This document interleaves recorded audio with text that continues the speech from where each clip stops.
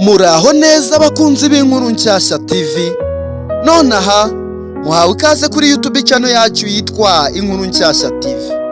Reka mbahereze imirimo 8 Satani cyangwa abadayimoni bakoresha abantu mu bihe bya nijoro cyangwa buri joro urimo ryose.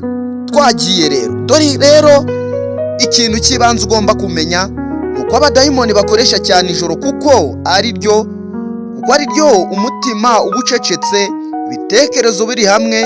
Nanone abadayimoni bakoresha ibyo bitekerezo byawe, warangiza ugasamara n'ubwenge bukaruhuka, ariko buruhukira kuri bya bindi ya myambi Satani yarashe. Nanone iyo myambi ikwerekeza mu kaga gakomeye cyane, uba wumva ko ari byiza kandi ari bibi cyane. Iyo ugenzuye ijoro ryawe uburinze ejo hawe hazaza. Nanone rero ijoro ni ribi rya gahunda, ariko wirinde ko ryakubera iryo kugushyira mu bintu cyangwa ibyo kukugwisha mu mitego ya Satani. Irinde rero ijoro ritere kugira ngo rikubere iryo gukorana n'abadayimoni cyangwa abanzi cyangwa abakozi ba Satani. Nanone rero dore ikintu cya mbere cyangwa umurimo wa mbere abadayimoni bakoresha abantu buri nijoro.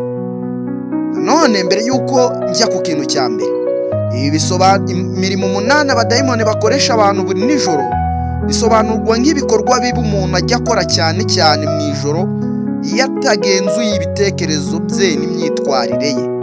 Nanone ngiye kubigusobanurira neza, ngiye kuguhereza n'amagambo y'abahanga yabivuzeho, ndayaguhereza mu cyongereza nanya gusobanura mu kinyarwanda. Birarangira ngo uhaye inama ndetse n'umwanzuro kuri ibi bintu 8 cyangwa kuri iyi mirimo 8 abadayimoni bakorera abantu mu bicuku bya nijoro. Ikintu cya mbere rero, irari n'ibitekerezo bibi by'igitsina. Ibi tubyita lust pornography. Nijoro iyo umuntu ari wenyine ibitekerezo by'irari biriyongera, bigatuma umuntu yinjira mu ngeso zimusenya mu mutima ndetse no mu bwenge. Inama rero kuri iki kintu cya mbere niyi: irinde kuba wenyine igihe kirekire. Soma ijambo ry'Imana kandi unasenga Imana, wihuze n'Imana, wumve ko muri umwe. Nanone kandi wumve n'inyigisho nziza. Umuhanga witwa Martin Luther yaravuze ngo you cannot stop bird from flying over your head, but you can stop them from building a nest. Ibi bisobanuye ngo ntushobora kwirinda ibitekerezo biza, ariko ushobora kwirinda kubyemerera ko byagutwarira umutima n'ibitekerezo. Ubwo rero ugomba kuba open, ugafunguka ku maso. Ikintu cya kabiri rero cyangwa umurimo wa kabiri abadayimoni bakorera abantu mu bicuku bya nijoro ni ibi: icyo twita drunkenness, kunywa ibisindisha no kwiyibagiza. Ibi bisobanuye ngo ijoro rishobora gutuma umuntu anywa ashaka kwiyibagiza ibibazo, bigatuma atakaza ubwenge n'icyerekezo. Inama rero ni uko ugomba gushaka ubundi buryo bwo kuruhuka, ugakora nka siporo, ukumva umuziki mwiza, cyangwa ukaganira n'inshuti nziza nyine zikuganiriza ku bintu byubaka cyangwa no ku ijambo ry'Imana.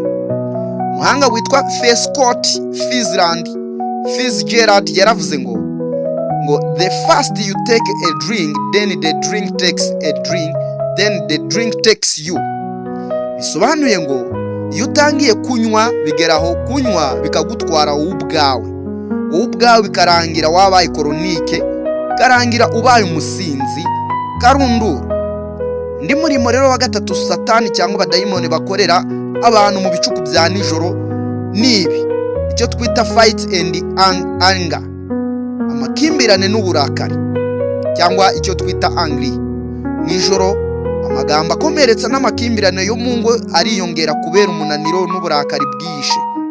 Nanone ibi ngibi ntabwo umenya ngo byavuye he, nyamara Satani ni umwe abagutegeye kugira ngo ube igikoresho cye. Inama rero nge nakubwira, ntukaganire ku bintu bikomeye mu gihe uri kumva ufite uburakari.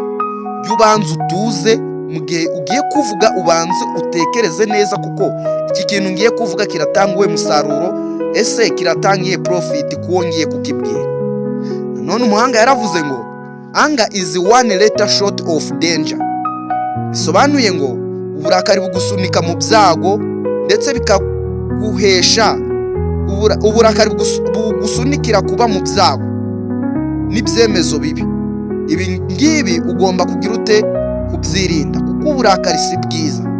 Nanone rero ikintu cya kane ni iki? Ikintu cya kane cyangwa umurimo wa kane w'abadayimoni bakorera abantu mu bicuku bya nijoro nicyo bita lying, kubeshya no kwigira intungane. Bisobanuye ngo nijoro umuntu ashobora gutegura ibinyoma, kugoreka ukuri cyangwa kwiyemeza gukomeza uburyarya. Ibi rero inama nakubwira ni uko ugomba guhitamo ukuri niyo kwaba kubabaje. Umuhanga witwa Mark Twain yaravuze ngo a lie can travel halfway around the world while the truth is putting on its shoes. Ikinyoma gikwira vuba ariko ukuri kuraramba. Ikintu cya gatanu rero yaravuze ngo mu mirimo 8 Satani cyangwa abadayimoni bakorera abantu mu bicuku bya nijoro. Ikintu cya gatanu ni iki? Gusebanya no gusebya abandi, icyo twita gossip. Bisobanuye ngo ijoro rikorwa cyane n'amatelefone n'imbuga nkoranyambaga, aho rikora cyane aho gusabana, ahubwo gusabana no kuganira mu buryo bwiza ndetse no kwiga ku bintu byaguteza imbere, ahubwo bikaba ibyo gusebanya. Nanone rero inama nakubwira kuri iyi point, ntukavuge ibyo utifuza ko abandi bakuvugaho. Umuhanga witwa Eleanor Roosevelt yaravuze ngo great minds discuss ideas, average minds discuss events, small minds discuss people. Uwo ni Eleanor Roosevelt niko yavuze. Abatekereza neza bavuga ku bitekerezo, abatoya bakavuga ku bantu. Nanone icya gatandatu rero cyangwa umurimo wa gatandatu abadayimoni bakorera abantu mu bicuku bya nijoro ni iki ngiki? Ishyari n'umujinya wihishe. Ishyari n'umujinya by'ibanga bitagaragara, ibi tubyita jalousie. Nijoro iyo umuntu ashobora gutekereza ku by'abandi bagezeho bikabyara ishyari n'agahinda, ibi ngibi aba ari bibi cyane. Nanone inama nge nakubwira kuri ibi bintu, shimira ibyo ufite, wiyubake ku giti cyawe. Theodore Roosevelt yaravuze ngo jealousy is the thief of joy. Ishyari ry'ibi byishimo byawe, cyangwa ishyari ni igisambo cy'ibi byishimo byawe. Nanone ibisobanuro cyangwa inama nakubwira, gwanya ishyari aho kugira ishyari ngo runaka yakugeze kwa biriya ngo bikubabaze wumve yuko wamuhemukira, ahubwo gira ishyari uvuga ati biriya bintu yabigezeho, ejo ngendagera ku bindi birenze biriya nkoresheje imbaraga zanjye. Imana yaguhaye ubushobozi ndetse nanjye yampaye ubushobozi. Ibyo bintu ugomba kubyiyumvamo ko ushoboye buri kimwe. Mu gihe wumva yuko runaka hari ibyo akora akurusha, nawe hari ibyo umurusha kandi wakoresha ukabona amafaranga, ubwo rero wikemera kuba igikoresho cya Satani. Nanone rero umurimo wa karindwi abadayimoni ndetse Satani umurimo akoresha abantu mu bicuku bya nijoro, ubunebwe no gusubika ibintu, icyo twita laziness and procrastination. Bishatse kuvuga ngo nzabikora ejo. Nanone ibyo bintu rwose biba byinshi mu ijoro bigatuma inzozi zipfa zawe.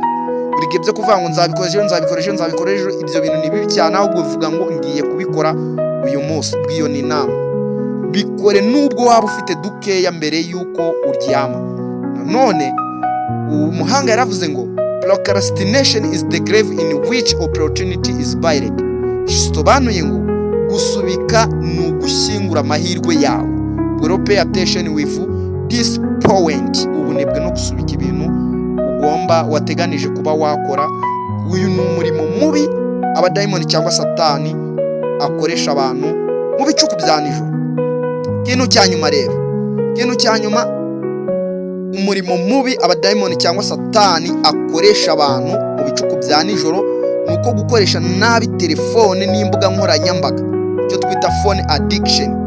Ijoro rikorwa n'amasaha menshi kuri telefone bigasenya ibitotsi, cyangwa abantu bakabura uburyo bwo kuryama.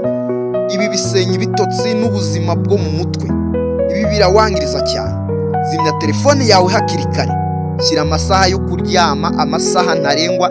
Niba warihaye ngo nzajya ndyama saa 2, ubwo izo saa telefone ube wayijimije ugenda uryame. Niba warihaye saa 3 bitewe n'ibintu ukora, ayo masaha uyubahiriza. None umuhanga yaravuze ngo technology is a useful servant but a dangerous master cyangwa master. Ikoranabuhanga rigomba kugukorera aho kugira ngo rikugenge. Ubwo rero iki kintu ugomba kucyumva, technology is a useful servant but a dangerous master. Ikoranabuhanga rigomba kugukorera aho kugira ngo rikugire umucakara. Umwanzuro rero, abadayimoni bakoresha cyane ijoro kuko ari ryo igihe umutima ubucecetse, utuje, ibitekerezo biri hamwe. Nanone bituma ibyo bintu kuba babyifashisha ibitekerezo byabo bakabisamaza. Nanone ibi ngibi rwose biraborohera cyane, niyo mpamvu bafatiranye ijoro. Nanone iyo ugenzuye ijoro ryawe uburinze ejo hawe cyangwa uburinze ubuzima bwawe. Ijoro ryawe ni ribi rya gahunda, amasengesho no gutekereza no kwiyubaka, ntirikabe iryo kwisenya wiyangiriza ubuzima bwawe. Ubwize mukuru ni wirinda ibi bintu 8, iyi mirimo abadayimoni cyangwa satani bakorera mu buzima bwawe cyangwa ku buzima bwawe, uzabasha kugira ubuzima bwiza. Bakunda cyane cyane, Imana ikomeze bandebera icyoroshye. Cyabagezaga icyengeranyo ni Fabien, bukaguduhereza like kuri iki kiganiro ndetse na subscribe. Bakunda cyane cyane. Ciao.